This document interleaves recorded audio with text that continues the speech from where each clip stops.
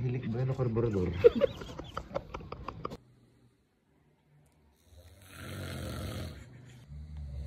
Mas lalo yata lang makasama. So guys, totoo pala yung sinabi ng nanay ko na kapag alam mo malakas maghilik yung mga kasama mo sa kwarto, kailangan unahan mo sila matulog.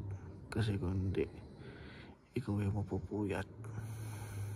Pakita ko sa inyo guys. Parang naging daungan ng vapor tong theater room.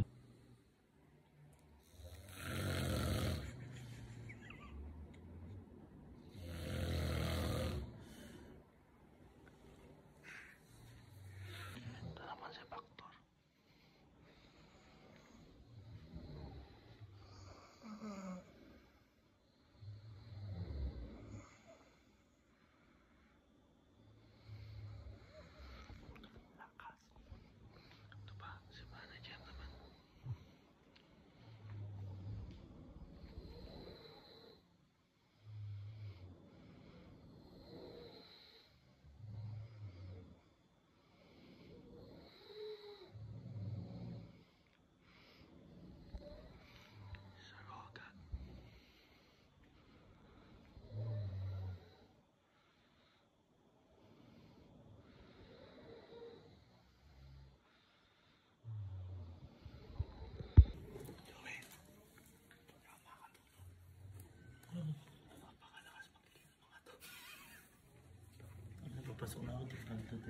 Hey, di ako makakatulog eh. Ito may mga vapor dito, dumaong na.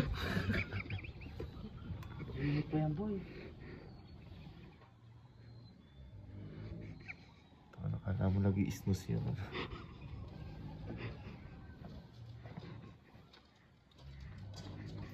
Hilik ba yun o karburador? So yan guys, good morning guys. Time check tayo, 6:10 na ng umaga. At isang maipapayo ko lang sa inyo guys.